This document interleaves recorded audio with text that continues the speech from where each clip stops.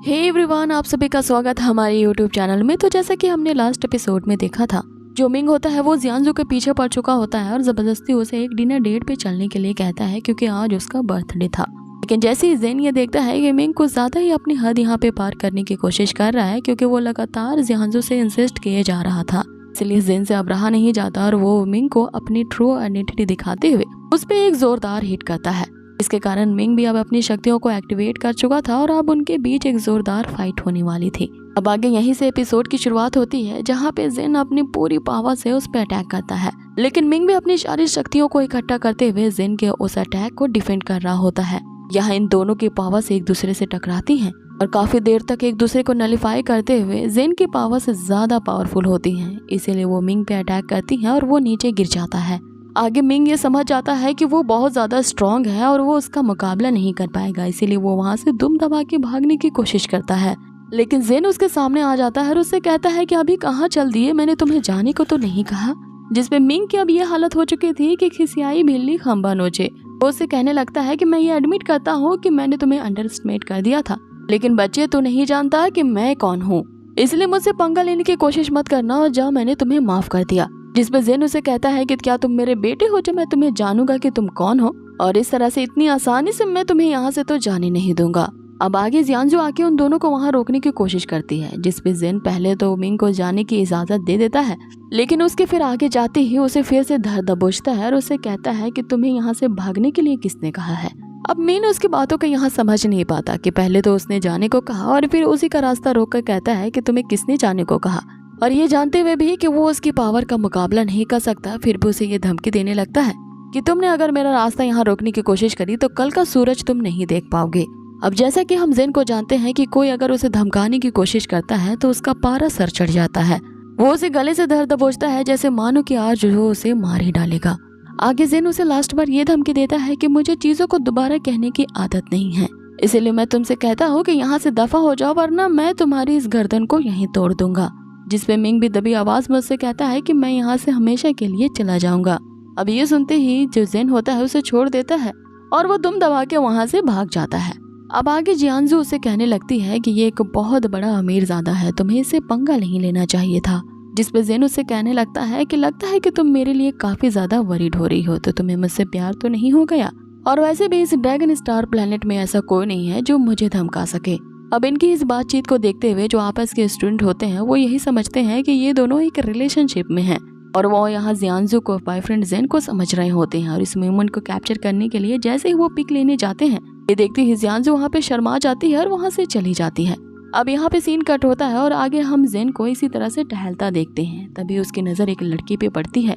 जो कि अचानक से उस रिवर में कूद जाती है। अब जैसे ही जेन उस लड़की को बचाता है और इसकी सुसाइड करने की वजह उससे पूछता है, वो लड़की रोने लगती है और उससे कहती है कि तुमने मुझे आखिर क्यों बचाया, मैं जानबूझ करके अपनी लाइफ खत्म करना चाहती हूँ, क्योंकि मैंने अपनी मदर की सारी कमाई हुई जमा पूंजी को खो दिया है, जो कि मेरी मदर ने काफी मेहनत से पार्ट टाइम वर्क करके इकट्ठा किए थे। जिसमें जेन उसे समझाता है कि बस इतनी छोटी सी वजह के लिए अपनी लाइफ को इस तरह से खत्म करना ये बहुत बड़ी बेवकूफ़ी है। इसी दौरान जेन यह महसूस करता है कि उस लड़की के अंदर एक एक्सट्रीम पावर है जो कि अभी तक उसने अवेकन नहीं किया है। आगे वो लड़की और भी ज्यादा रोने लगती है और बताती है कि ये उसके आधे साल की कमाई थी जो कि उसकी माँ ने पार्ट टाइम वर्क करके सेव की थी, और मैंने उसी पैसे को खो दिया जो कि उसी की माँ के इलाज के लिए थे, क्योंकि उसकी माँ बहुत ज्यादा बीमार है और अब वो अपनी बीमार माँ का इलाज नहीं करवा सकती, इसीलिए वो अपने आप को ही दोषी मान रही होती है और इस दोष से छुटकारा पाने के लिए वो सुसाइड करना चाहती है।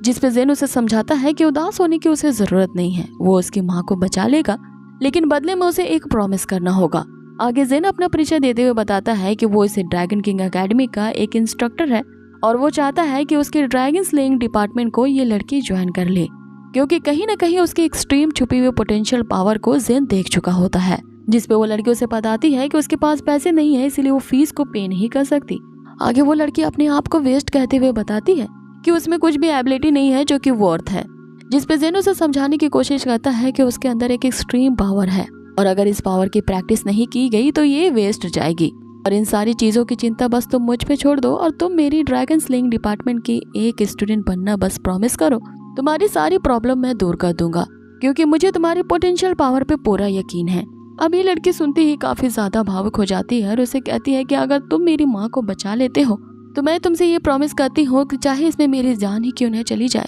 मैं अपनी ये पूरी जिंदगी तुम्हारे नाम कर दूंगी। जिस पे जेन उस लड़की से उसका नाम पूछता है और उसे अपने साथ चलने को कहता है। आगे वो लड़की ने अपना नाम मिम्सू बताती है और जहाँ पे उसका घर है, जहाँ पे उसकी बीमार माँ है, उसे उस जगह पे ले चलती है। अब मिम्सू जिस जगह पे उसे ले जाती है वो एक बस्ती टाइप होती है जिसमें उस एरिया के काफी गरीब लोग रहते हैं। अब अगला सीन हमें जो दिखाया जाएगा वो किसी हिंदी मूवी के ड्रामे के जैसा लगता है। रास्ते में यहाँ जो मिम्सू होती है वो जेन को बताती है कि वो लोग यहाँ पे तब शिफ्ट हुए थे जबकि उसके फादर की बहुत ही अर्ली एज में मृत्यु हो गई थी और उसकी माँ ने दूसरी शादी कर ली थी और उसका जो सौतेला बाप है उससे काफी बुरा व्यवहार करता है, उसे काफी ज्यादा मारता पीटता है। लेकिन वो अपनी माँ की बीमारी के इलाज के लिए जबरदस्ती उनके साथ उसे रहना पड़ रहा है। आगे वो लोग एक झोपड़पट्टी में जाते हैं जहाँ की स्थिति काफी ज्यादा बुरी होती है। वहाँ पे सिर्फ हमें एक बिस्तर दिखाई देता है जहाँ पे उसकी बीमार माँ लेटी हुई थी। आगे जेन को देखते ही उसकी माँ उससे पूछने लगती है कि आखिर तुम्हारे पास इतने पैसे कहाँ से आए जो तुम मेरे लिए यहाँ पे डॉक्टर लेके आई हो।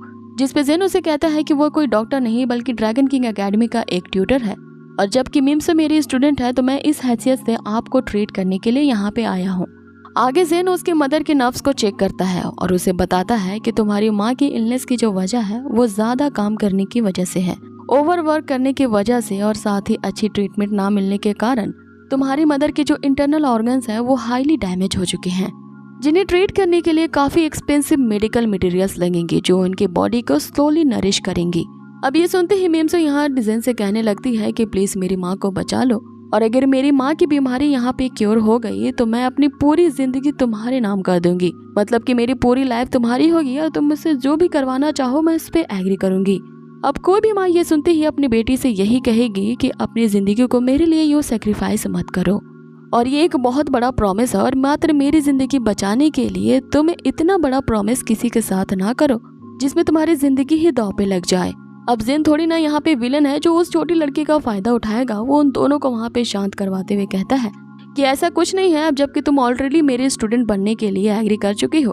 तो मैं तुम्हारी मदर को डेफिनेटली बचा के ही रहूंगा। अब आगे हम जेन को देखते हैं कि वो इसकी मदर की हीलिंग प्रोसेस को शुरू करता है और अपनी इंटरनल एनर्जी दे करके वो थोड़ी देर के लिए उसकी मदर के जो अंदर के ऑर्गन्स थे उन्हें कुछ देर के लिए स्टेबल करने की कोशिश करता है और उनकी इस इलाज की प्रक्रिया काफी लंबी चलनी थी, लेकिन आज के लिए जेन उन्हें बस यही ट्रीटमेंट देता है जिससे थोड़ी ही देर बाद उसकी मदर वहाँ पे उठ जाती है। ये देख के मिम्सू काफी ज्यादा खुश हो जाती है और अपनी माँ को गले से लगा लेती है। मानो कि जैसे उसकी माँ के ठीक होते ही मिम्सू की पूरी दुनिया ही बदल गई है और बस ही वो इस पल को थाम लेना चाहती है और अपनी माँ को अपने सीने से लगाई रहती है। आगे हम मिम्सू को ट्यूटर जेन को थैंक्स कहते हुए देखते हैं जिसपे जेन उसे कहता है कि ये जगह इनकी बीमारी के इलाज के लिए सही नहीं है क्योंकि यहाँ का वातावरण काफी ह्यूमिड है, इसीलिए आप दोनों को मेरे साथ किसी बेहतर जगह पे चलना होगा और जिससे तुम्हारी माँ के आगे की ट्रीटमेंट फ्यूचर में वहीं पे की जाएगी। तभी अचानक से उस कुटिया का दरवाजा जोर से खुलता है और वहाँ पे मिम्सू का सौतेला बाप अपेयर होता है जिसने काफी ज्यादा पी रखी होती है जिससे ठीक से चला भी नहीं जाता। जैसे ही वो कमरे में दाखिल होता है वो जेन को देख के कुछ गलत सोच बैठता है और कहते हैं ना कि गलत इंसान की सोच हमेशा गलत ही होगी। वो जेन को मारने के लिए जैसे ही आगे बढ़ता है इस एपिसोड को यहीं पे फिनिश कर दिया जाता है। सो गाइज, आप लोगों को ये ड्रामे से भरा हुआ आज का एपिसोड कैसा लगा मुझे कमेंट बॉक्स में जरूर बताएं और बहुत ही जल्द मिलेंगे आपसे इसके नेक्स्ट एपिसोड पे। Till then take care, stay healthy, bye.